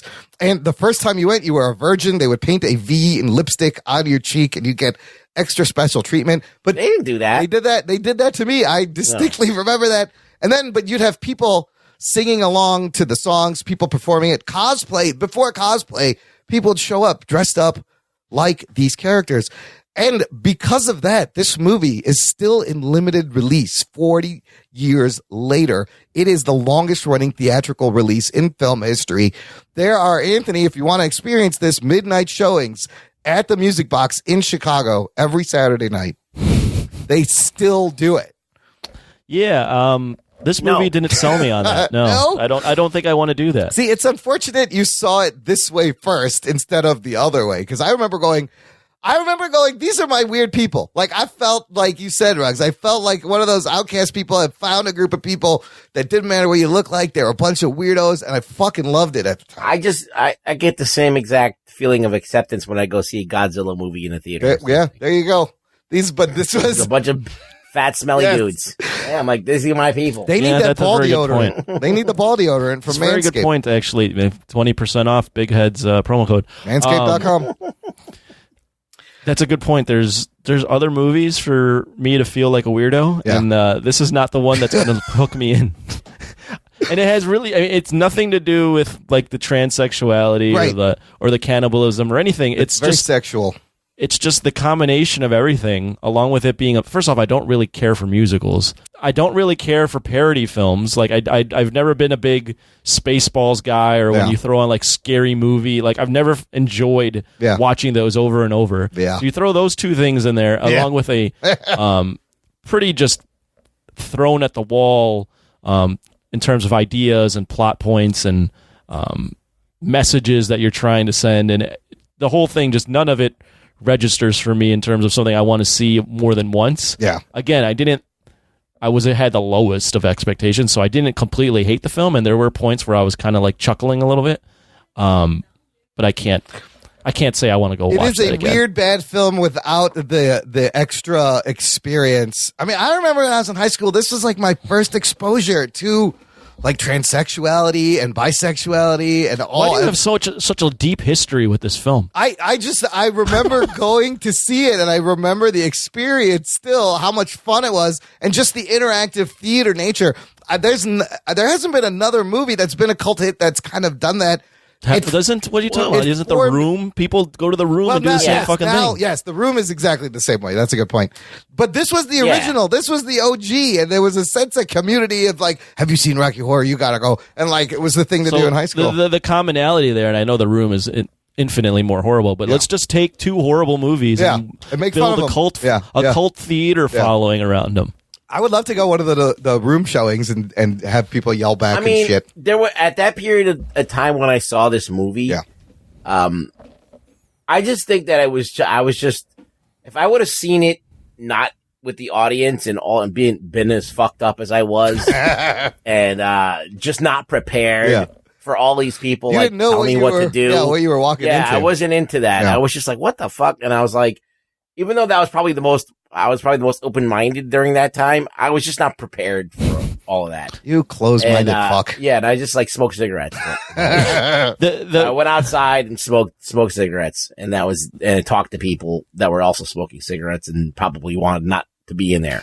So, but if I would have seen it by myself or seen it with some friends and whatever, I probably would have thought it was hilarious because at that time, I was watching like crazy ass movies like Beyond the Valley of the Dolls. Yeah, this is just up there all with that type of shit. Yeah, that's the same genre. So I probably wouldn't have thought anything other than, not only that, but there's so many trauma films that are kind of along the same lines as this. Maybe not as much as the sexuality, but the trauma films do go weird fucking places. So if you're talking about a weird Texas Chainsaw Massacre movie, that's also like a cult film, you got all those trauma films as I think, though, this was the birth of like a Mystery Science Theater 3000, the first instance of yelling back at the screen in a coordinated effort and everyone being involved. And it just makes the movie more fun. Yeah, it's a thing. It's a real thing. It's a thing that is I've experienced, and a lot of people that I know have experienced. Anthony, we need to get fucked up and go do this at the Music Box. Passage, I guess. It was, yes, absolutely. That was the main thing. It was a rite of passage. I don't want to go through that door. No passage for me. I couldn't. It's not like I wouldn't be completely opposed to it. I mean, I think it would be fun, maybe, but I can already say I've seen the movie. Yes. I don't know if I need to do that. But you haven't seen the movie. Oh my god! I do have to say there was one the the one scene that made me just go, oh my God, this is just shit being thrown against the wall. Yeah. And is the scene where the narrator's like, now top left, or hop, now two steps the right. Time warp. You have to know how to do the time warp. It's a very important that's dance. a dance? Yes. Let's do. That's one of the catchier songs too. Let's do the time warp again. First you step to the left, and then they made a remake that was called that. With in 2015 they did a live version on Fox. Yeah, and it was a remake. Let's do the time warp. Rocky Horror Picture Show. They probably had to censor it a little bit. Yeah, I'm sure they had to tone it down. It's an R-rated movie. There is literally cannibalism, killing, and like overt oral sex and regular sex, like in this movie. I'm like, this is crazy that I got watched this as a kid and everybody comes like in. a pantomime. Yeah. It is very crazy or interesting for the time. I guess crazy that this movie they were doing all the sexual stuff, not even the homosexual bisexuality and stuff in the 70s. I was a little like, oh wow, like I mean, the 70s were actually pretty fancy free. They were like, I mean, the thing is that such a big movie company was behind it. Yeah, it's 20th Century Fox, right? Yeah. So that was like kind of like there's so much fucking weird shit from the 70s that is like exploitation films, bordering on pornography. Yeah. There's so much stuff that's like crazy. But living in New York in the 80s and 90s, especially the 90s, the club scene in the city was like very much fucking weird. Like you go to you don't go to a club like you do now, and there's like hot people, like whatever, and like people dressed like nice, more seedy and underground. It was like. But that was where like people went to go to let their flags fly, to be who they really wanted to be. They got dressed up with like gigantic platform shoes and angel wings and makeup, and they were all characters and all like larger than life. And women would wear these ridiculous outfits. Like, I mean, I'm talking about ridiculous. It was like going to the Rocky Horror Picture Show. Yeah, it was like guys were wearing women's clothes, like. People were wearing like gimp suits and shit.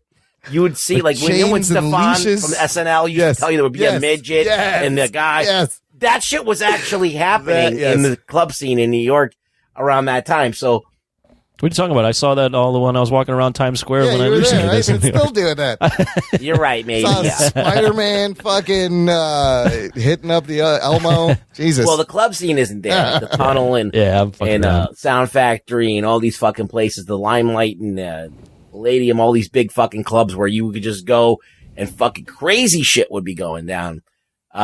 People on drugs. So I think that that's also something that kind of either maybe blossomed from that movie. Yep. Where like it went from the movie theater into the clubs, and they gave you a character to kind of hide behind too. You're like, I'm being this guy, and I can go out and be someone else. But look, for the listener, before we rate it, I would recommend going to see it live. It still plays all over the country in like 200 theaters, frequently midnight shows, and around Halloween, there's always a big to-do. But the fact that it is still in release, limited release, is crazy. It just shows you how it's a huge pop culture thing that's lasted. So, okay, let's rate the fucking movie. David, good pick. I'm glad to force Anthony to watch Rocky Horror Picture Show. They're gonna ask him to watch The Village People. Yes, but or Barbarella, or what's that one where they skate? What's the one with the roller skates? That's Xanadu. Xanadu, please don't. Do not pick Xanadu. Pick good movies, please. Yes. What are we doing here? Don't fucking waste your pick on these shitty ass movies. We've got. Well, this one's okay because I think everybody should see this at least once. Yes, at least once you have to experience this fucking. Whether it's good or bad, or you hate it or you love it. You'll all of a sudden you'll be like, oh, I get all those fucking jokes that I missed for the last 40 years. I get it. I don't think I have too many friends that are making Rocky Horror Picture jokes. Damn it, Janet. I love you. Anthony, give me a rating. What would you give this movie? Well, here, I'll start by saying I am at least content with the fact that now I can be a part of the conversation if someone were to bring this up. You're sort of initiated. Yeah, this movie is a pop culture thing that I was aware of, but not fully aware of because I'd never seen it. So in that sense, I'm happy that I can at least say I've seen it. It is not my Check cup of that tea. off the list, Anthony. It is not my cup of tea. No? I am judging this based solely on seeing it solo on a Tuesday night. Yeah. Not seeing it with this crazy experience that Imran is trying to now sell to you and me. Let's go do it. You as a listener. So overall, I have to give the movie, I respect, like, at least that it was for its time, like ambitious and kind of crazy and a little bit of like a parody, which isn't normal. Yeah. But for my simple enjoyment, I have to give it a 3 out of 10. 3 out of 10. Not completely dog shit, but pretty close for me. Sounds about right. But even myself, I will tell you, when I saw this, I totally realized, I'm like, oh, this is a dog shit movie without all this bullshit. So it was interesting to watch it again. So as a movie, I will give it like a 5. I do like musicals. I wish the songs were a little bit more different. But as an interactive cult hit experience, it's like an 8. You got to do it once in your lifetime. Find a midnight screening and click on this link and be slightly prepared with some props. Quick hot take. Yeah. Songs aren't even that good. There's like 1 or 2 catchy songs. I will agree. Yeah, they're not the best. I don't think they're not the that best. good either. Yeah. No, a lot of them sound the same. They're like, oh, Not very good voices and not very creative I song like choices. the Time Warp song and the sweet transvestite from Transsexual. His opening song is fun. That's about it. I don't really. Yeah, those two are probably the Even best. the fucking Meatloaf song is not that great and it's short. No. Ruggs, give me a number. What would you rate this? Well, I think that, as I said, it's a rite of passage. It's a cultural thing. You should drag someone to see it, kicking and screaming. Have some drinks and go. You'll have a good time. And, you're probably going to be like, what the fuck did I just do? Yeah. And why did you bring me here? But at least they'll be like, I saw that. Yeah. It's kind of like, I don't know, something that sucks, but you have to go through it for a cathartic reason. Like diving off the diving board on the deep end of the pool when you're scared of water and can't swim. Or like changing a diaper. I don't know, fucking. Yeah, I could see similar to like the first time I had to pick up dog shit from my dog. Yeah, and I'm like, picking how up, could I do just that? something that you don't want to do, but now that you did it, It's no big deal. That's just like, it's something that everybody fucking hates to Yes, do. pretty good. But you will have fun in the right mood with a little bit of preparation. What number, Brooks? Number? I would say maybe a 4.5. All right. So look, without Tim Curry and Susan Sarandon being somebody that I recognize, I wouldn't last 2 seconds in this movie. Yeah, I agree. If he wasn't there with that, now they said that Mick Jagger was supposed to play him. Oh, I could see Mick, but I think Tim would do a better job. I think Tim would have. Mick Jagger as an actor, yes, he would be great in the songs. Yeah. But as an actor in the rest of the thing, I would just be like, I think Tim Curry's more attractive than Mick Jagger. And he is a better actor. Like Tim Curry is a phenomenal actor to be able to sell that. Yeah, I think he has more of a presence that, like Mick Jagger, even when I see him on stage, I don't find him like, I don't like kind of like connect to him as much as a lot of people seem to. Yeah. Anyway, so I think if you don't have Tim Curry, you don't have Susan Sarandon in there as somebody that you recognize, you lose me. Some of the songs, a couple of songs are good, but overall it's just like kind of like a movie. What about David Bowie? Bowie was doing a lot of movies around this time, and I think Mick probably wanted to get into the movies too. I think he's an okay actor. Yeah. He's been in a lot of shit. He should have done this and then Terminator. It would have been great. David Bowie? Wasn't he supposed to be in Terminator? David Bowie? Wasn't he supposed to be the Terminator? No, it was O.J. Simpson. Oh, that's right. OJ. That's right. He really is the Terminator. He OJ in real did life not stop until they were dead. David Bowie, O.J. Simpson, similar yet different. Very similar, but completely different. Yeah. But Whatever.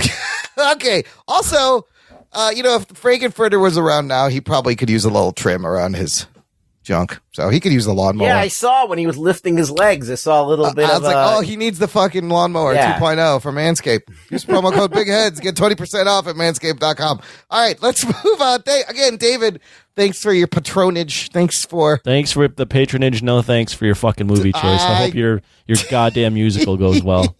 It wasn't fucking awesome? It's fucking awesome. Yeah, that's really good. Listen to the Scotty Horror Podcast Show over at Podcapers. You will hear us in there. We get lines in the musical. I will put a link in the show notes. Let's move on to some quick reviews and recommendations of things that are hot right now, things we've been watching. I wanted to get a catch up on where you guys are with Watchmen on ABC. HBO. Watchmen on ABC would be a very different I've seen them show. all, Imran. So 5 episodes are out. We're a little past halfway. It's only 9 episodes. We're not going to spoil this because, Anthony, where are you at? I've only finished 3 episodes. So Okay, so recently bought a Roku though, so now I'm actually watching these on a TV rather than on my laptop. So the Roku has the Disney Plus? Yeah, it also has HBO Go, which is what Watchmen's on. Yes, that's great. All right, so you're gonna get you can get all your shit on the Roku. That's a good idea. So you picked the Roku finally after doing all your research. Pick the Roku, yeah. Out of all my research, I felt like that was the best one rather than Chromecast or a Fire Stick or buying an Apple. Nice. You'll have to TV let us setup. know about the Roku. They've been around for a while. I like Roku. And It's good. still have pretty good market share in the streaming I heard boxes. that their interface is the greatest. Oh, really? Oh, It's very easy, and then you get a remote, which is big. Yeah, remote is. Can you talk to the remote? You can buy one with it. Yeah, Okay, where you can talk. talking- I didn't buy that one, but Okay. you can. You can also buy there's one where you can buy that's 4K, talk to the remote, and you could plug in headphones so that if your partner is asleep, you can just watch. And it shaves your balls. And it shaves your balls just like the lawnmower. No, it doesn't. That would be Even that would be their collaboration with Manscaped. It'd be Rokuscape. Rokuscape Lawnmower Yeah. 3.0. Right. Not only do you get Disney Plus, but your balls are going to stay fresh all day. Use promo code BIGHEADS to get 20% off and free shipping at manscaped.com. Won't work on that site. No. How many times have we plugged it? Like, I think already? we've like plugged- 1,000. It's because we should really get $1 million. It's because I'm a user. I think that's like, this is true testimonial. Anthony uses the product and you were excited to get this little package. I love that. So I wonder what our listeners. take it from Anthony. Listen, back to fucking Watchmen. Not going to spoil anything, Anthony, but Ruggs, what are your thoughts now? I still fucking love this show. They're doing some amazing world building. This completely legitimizes what my gripe was in the beginning. Shit. Because and I feel like that I have no interest in what happened in the beginning of the show. I'm like so into what's happening now. It was kind of a slow It's start. going to circle back at some point. Yeah. And that's fine. But I'm like what's going on with the 7th Cavalry is nothing. It's a blip on the radar to all this shit that all the new characters and all these things that are kind of we're talking about what happened here and what happened there. That wow, we're finally getting to that. That should have been that's so much more interesting. It was a slow kind of burn to start the show. I felt it was an awkward thing, and I felt it was clickbaity to do it, and I still stand behind that. It's like 100%. a bait and switch on their part. I appreciate Ruggs's because he was really holding back on not spoiling anything. I appreciate him being very ambiguous about what's going on in the plot. Just had to throw that out there. Listen, they do some. Are you being sarcastic? No, you were like, there's this thing that happens, and they should have done this earlier, and there's these new characters. I could see that you were trying not to spoil anything. They're doing an amazing job of going back and forth in the book, tying things up, the Ozymandias situation, tying in. Very good. It feels like Watchmen now. Oh, shit! He said it. It feels like it didn't feel like Watchmen before because I was like, one of the biggest criticisms of the show is that the whole entire thing that happens with Watchmen is an entire city gets destroyed. Yes. And you know what? I don't appreciate them underplaying the amount of damage that was done. It was one squid in one city. Yes, but in the book, it says it destroys half of New York's population. Now, half of New York's population, if you look it up online, was way more than they and not counting the people that were there that don't live there. That's not a few million. It's more than a few million. More than it's up in the double digits. Well, look, speaking of the book and stuff, which would make it a huge. So that's why I was thinking they have to address that, because that's such a huge horror. You know what I mean? So, and the fact that they didn't start the show with that horror, or how the world has moved on, or whatever, any of those things, it really bothered me. So I feel like at least maybe they're alluding to it now, or maybe like at some point they're going to get to it.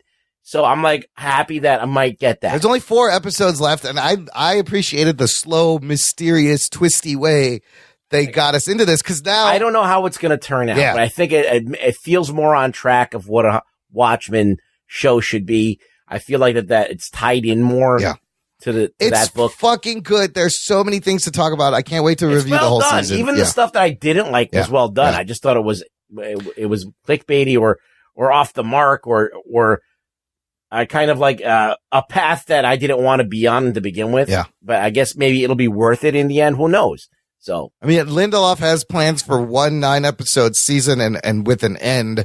So I can't wait to see where it goes. There's a cool accompanied website if you really want to get into the lore of the show and the book. If you go to hbo.com/Peteypedia, PETEYPEDIA, the one agent in the show that what's her name? Laurie Blake wants, he's kind of like the really dorky, skinny looking one, right? That she takes with him.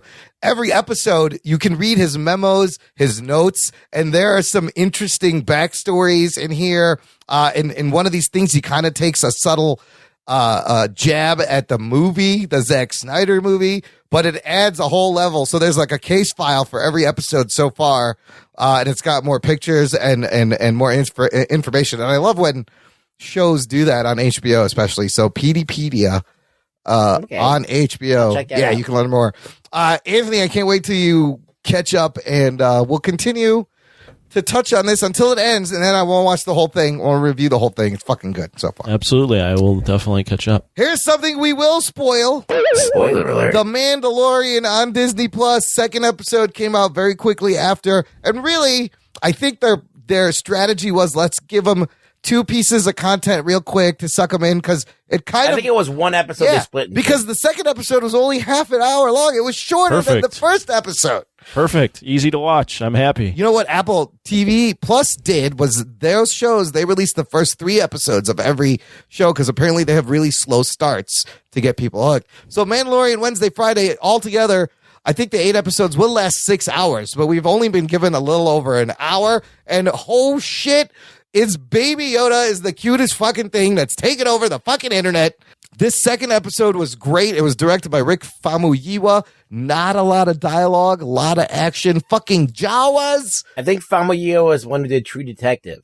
He did that. He also did the movie Dope on Netflix, which is. And if you haven't seen True Detective, the first season, that's fucking masterful. Have you seen the 3rd season? No. I heard it got better. I could not get through the 2nd season. He was supposed to direct the Flash movie. He was at one point one of the guys that they ran through the 7 directors to direct the Flash movie. Anthony, you saw both episodes? I have. What are your thoughts so far on this Mandalorian? So far, I like it just because as a non-fan, it's easy to digest, and it's super quick. It's something that I can plop in for a half hour, 40 minutes, and be done with, and it doesn't require too much thinking. Yeah, which is good because I don't like to think when it comes to Star Wars. Yeah, so overall, I mean, it's good, and I'm interested to see where it goes. How does it end again? I forgot. The very end, they go. There's the Jawas. Gets the ship. He gets in the ship, and they take off because he's apparently going back to Werner Herzog. But do you think he's going to give up the fucking asset? What's he going to do? I'm not sure. He still has not removed his helmet. I think it's dope. Ruggs. This, first of all, fucking Jawas from the original trilogy. I was so excited to see Mando just fucking punch Jawas in the face. And are they from the original trilogy? They're from like they were in the first Star Wars movie. It was one of the first characters you saw in fucking Star Wars. They're so great. I love how he's just yanking them out of their ship and they're just dying. And the subtitles were great, that he can kind of talk Jawa. And the fucking Baby Yoda can use the Force. Oh my God. what does this mean? That's a no-brainer. That was amazing. Yodas are embodiments of the Force. Are. That's part of the deal. Why they're trying to get this dude. They're trying to get He's a weapon. I think that the cloners are trying to get, because if you look at the patch on that scientist's arm that's with Werner Herzog, yes. It has the Camino clone patch on there.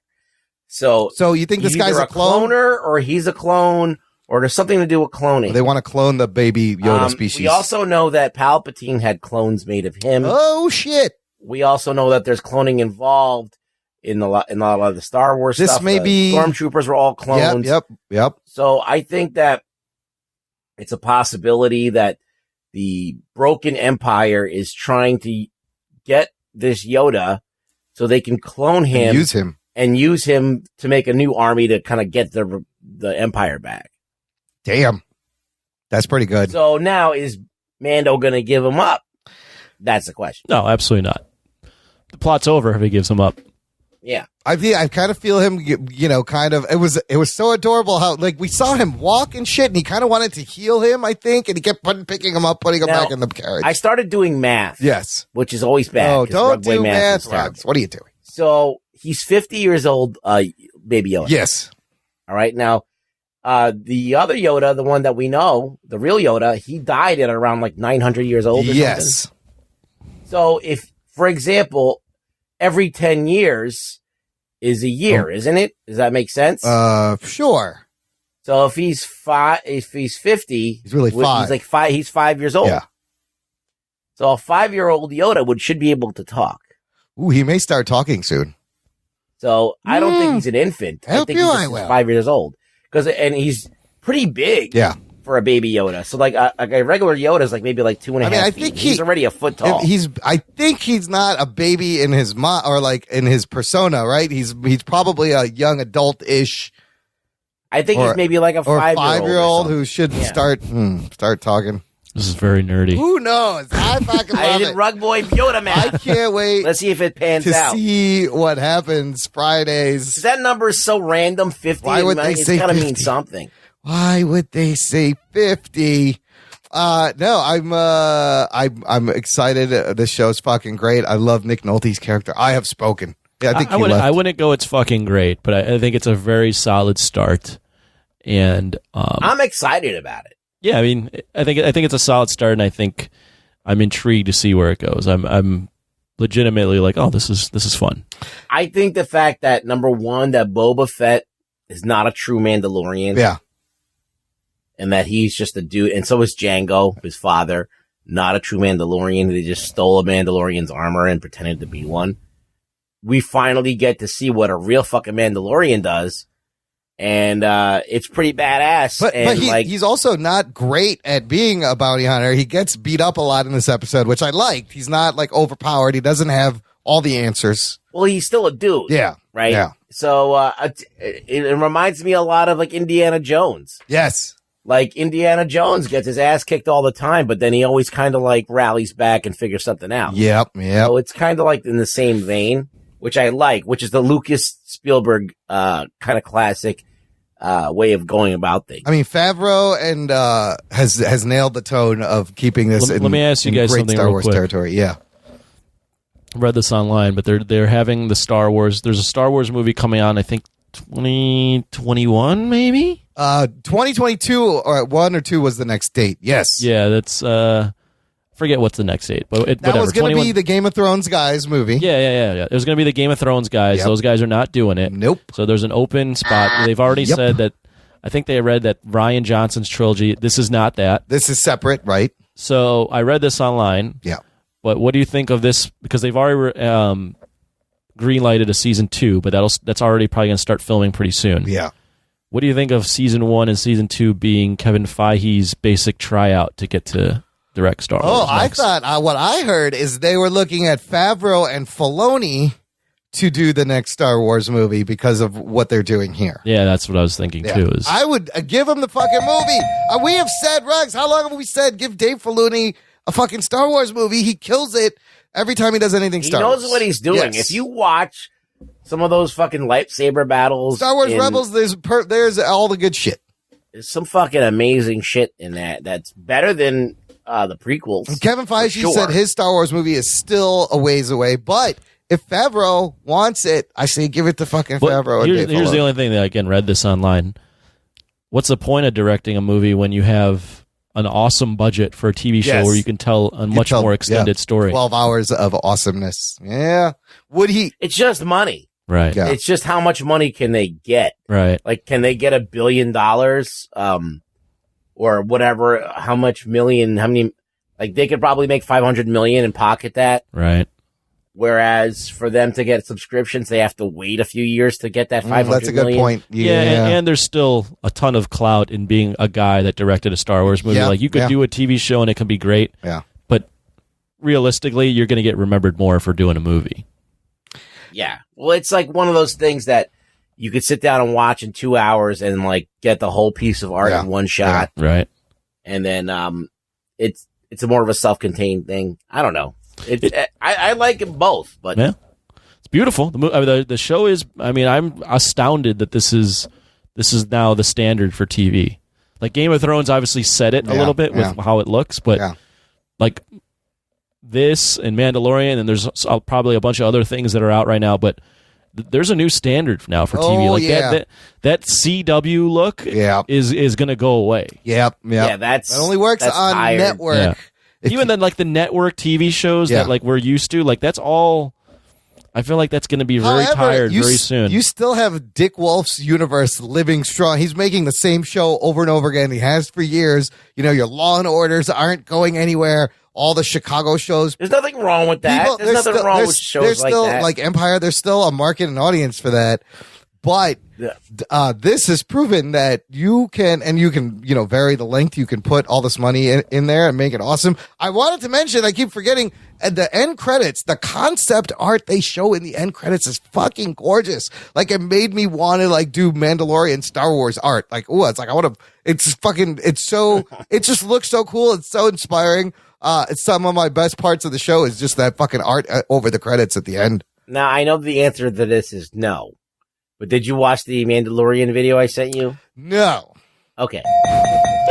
You explained what they were last episode. I felt caught up. I felt like I was enough. Because there's because there's like footage of like the cartoon in there. Well, there's another Star Wars thing I want to talk about because Star Wars last week had a very, very good week along with the Disney Plus, and they're gonna keep this momentum going until Rise of the Skywalker comes out. Not only is the Mandalorian out, but the new Star Wars Jedi Fallen Order game came out, and I impulsively may have ordered the game last weekend and played a couple hours of it already, and it's fucking good.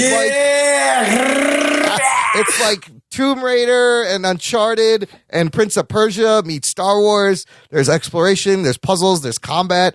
Great story, first person. I'm having a lot of fun. It's like playing an awesome Star Wars movie. You play a redhead dude. You play a redhead dude that's played by Cameron Monaghan, who played the Joker in Gotham, also from Shameless. Does a great job. His name is Cal. So the game takes place in between episodes 3 and 4 after the Jedi Council has been eliminated and the Empire is on the rise before, A New Hope. And so this guy is hiding out because he's a Jedi, and the story goes from there. It's really gorgeous. The music is amazing. The Star Wars music gets you in the game. I never played like Star Wars Battlefront or the other like battle games, but this is more my speed, like a story in Star Wars, like you're playing a movie. It's kind of open world, but it's also, there is a path. And there was a cool game called Jedi Unleashed or something. I've heard a lot of people talk about that too. Yeah, that was a really badass game, and Darth Vader was in it a lot. It was pretty. I need to find more time to play this because it really sucked me in. It's very good. I don't understand how you have that much time. I don't have any time. I've only had 2 hours, and every time I'm like, fuck, I can't play it now. Hey, maybe over the Thanksgiving break, I'll have some time to dig in. And then the other thing I wanted to mention, things that are out that people should look out for, that they can enjoy. The show Toys That Made Us on Netflix. Amazing show. I saw the TMNT. Yeah, I have to check that out. You guys, I was in a chat where this was being talked about, and I feel like now I should watch it. It has toys from everyone's childhood, the stories behind them. Season 3 just came out. There's short seasons. Power Rangers. There's this season, Teenage Mutant Ninja Turtles, Power Rangers, My Little Pony, and WWE toys.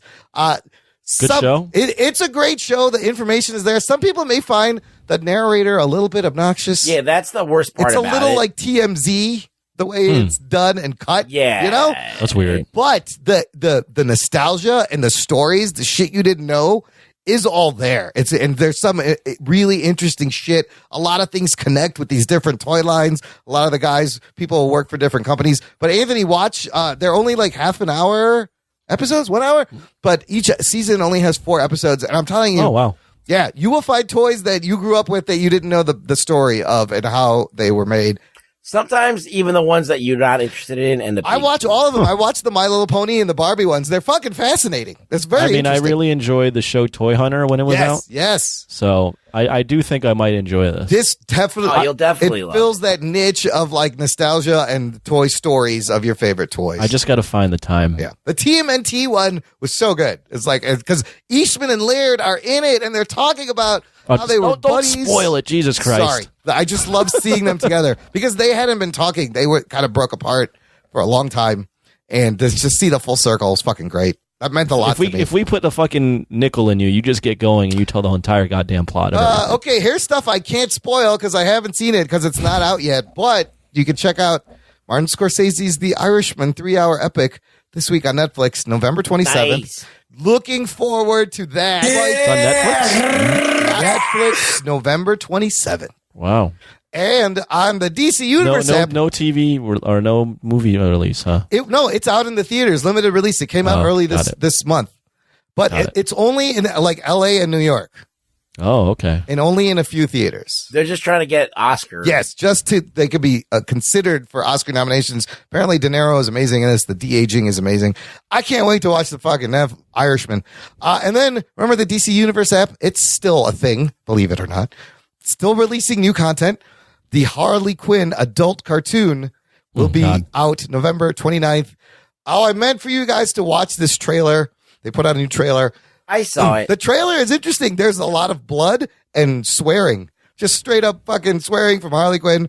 Fully R-rated. I cannot wait to see this. This is something different. But do you like Harley Quinn? She's of course fine. he does. Like I always found her character to be annoying. Yeah. And I thought it was kitschy in the cartoon. Yeah. With that whole original Harley Quinn from Batman the animated series. Yeah. But every subsequent version I've hated until Margot Robbie just made her hot. Yeah. And without Margot Robbie being hot, I feel like I don't give a fuck about Here's what intrigues me about this. I think Kaylee Cuoco, Big Bang Theory, is doing this. So that's kind of a neat twist. This girl who played Penny, this, fresh network girl, she gets to unleash and get really dirty and swear. Apparently there's a joke where she thinks Batman was named Batman because he fucks bats. And that's in the show. So it's violent. But DC characters are in there, like all the villains. Batman's in there. And for them to put out, they kill in animation. They've put out like an R-rated Joker, but for them to put out a real R-rated cartoon is interesting because Batman's in it. But I find her character to be annoying. Well, yeah, show's not for him. It's not for you, Russ. Who is it for though? Because I don't know. I'm just saying I'm not that jazzed about it. This is an adult. I mean, I like adult cartoons, and as you've seen on Netflix, the trend is for just adult raunchy cartoons are everywhere these days. I still got to finish Big Mouth. Yeah, Big Mouth. There's a new season of that, and F is for Family is also very raunchy and adult. And so for them to go this adult in animation with their DC characters, like I gotta watch. Did you see the last Batman and Harley Quinn movie where she fucks Robin? No, I did not see that. Oh, man.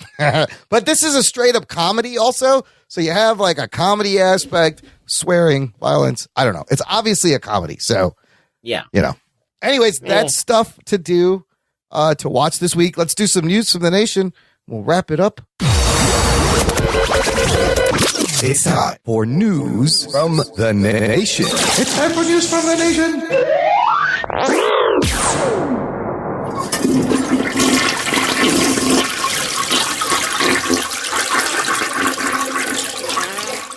My balls was hot. Legal Lisa Morrison checking in. She comments on our Facebook group, Jock and Nerd Nation. Watching Rogue One again, I forgot how much I liked it. It's like The Mandalorian, has the gritty feel of the original trilogy that's missing from the prequels and episodes 7 and 8. Like Roberto Bambino said, I think it works better because it's not about the Skywalkers, just really enjoying watching again. Looking forward to the Cassian Andor show. This is another thing The Mandalorian made me realize. I'm not a fan of the new shit. I realized after watching this because the Porgs, they're cute. I don't really like them. Fucking Baby Yoda is the best thing they've ever done. Baby Yoda is the cutest, best fucking Star Wars thing. I got a quick comment. Yeah. Rogue One was my favorite of the new stuff I've seen. I agree. So yeah. Because it has that feeling of the OT. Of the what? The original trilogy. I would have that's liked not to why have seen for me, but okay. Gareth Edwards' first version because I have a feeling it probably was even more far away from Star Wars that we. The ending was completely redone. The third act by the writer, and they told him to stay home. We'll finish this. Don't worry. Right. So I would like to have seen what he'd done because I feel like he was doing some kind of weird war movie. Yeah, he was. Yeah. I enjoyed that, and I enjoy the war aspect. I enjoy the way it was shot. I think it was beautifully shot. Yeah. And I also enjoyed the little bit where was it Donnie Yen? Yes. Is saying the forces I am one with the force. The force is one with me. Almost like praying to it. I thought that was a very interesting idea. It was a neat look into the Jedi religion. Right. At the I time. like the idea of a Jedi religion. So if you like Rogue One, that Diego Luna who plays Cassian Andor, they're going to give that character a show on Disney Plus. Obviously, before spoiler alert, at the end he dies at the end of that movie. Everyone knows. We know now, but I think that will be interesting because they had a great droid in it. Also, the droid was really fun. Yeah, I think that was Alan Tudyk playing the droid. That's right. Yeah. Do you think IG-11's coming back in The Mandalorian? I can't believe they used Taika Waititi's droid for one episode and that was it. I don't know. I got nothing. I got no opinion. I want more. Joey Austin comments in the last episode when discussing The Mandalorian, it was mentioned that Yoda was a creation of the Force. Could this be the reincarnation of Yoda? Back from the dead I am. Well, we all know that there's Yaddle, which is another Yoda. Was Yaddle his sister or his girlfriend? I don't know, but the point is that could be more than one Yoda. So could Yoda have fucked Yaddle? They don't have to be related. What if Yoda and Yaddle had sex and this is the baby? Sure. Isn't that how it works? Sometimes anything is possible. And then, but I believe that Yodas can be born without parents. I mean, I'm not. There's no a lore. No, there isn't. That They're creating it now. So it's a possibility. Something that Star Wars fans had no idea about for the last 40 years. They are adding this fucking mythology. It's amazing. And then finally, Fiddlesticks Winterbottom III shared a link saying Ruggs was joking about selling Disney Plus codes on the street of New York City, but it is a thing. $3 for a hacked membership that only costs you $7 legitimately doesn't seem like a great deal. Disney also already issuing a statement saying there's no breach of security and everything's fine. We found no evidence of a security breach. But apparently on Reddit, you could buy Disney Plus codes for $3, Anthony. What do you think? Good deal? Sure. Going to Reddit to buy your... He's on his phone right now. Stop shaving your balls with the lawnmower 2.0. I'm using the discount code. Big heads, 20% off, free shipping.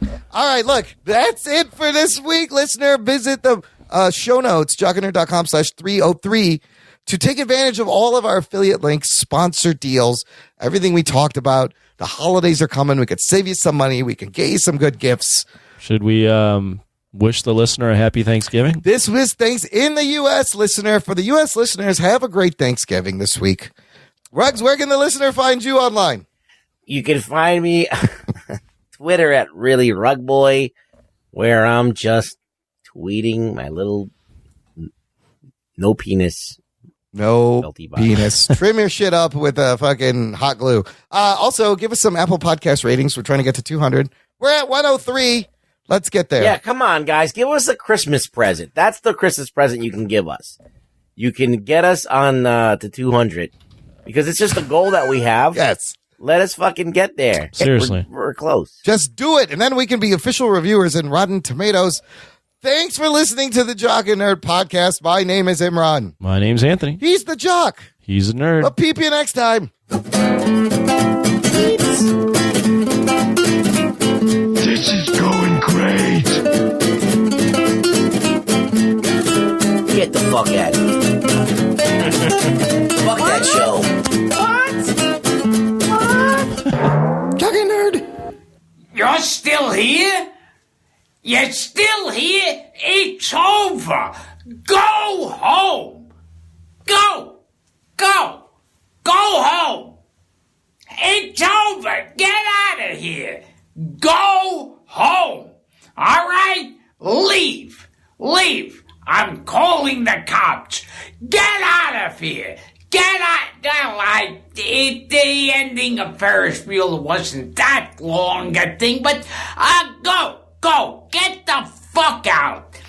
He didn't say that either, but that's me ad-libbing. Okay? Just go.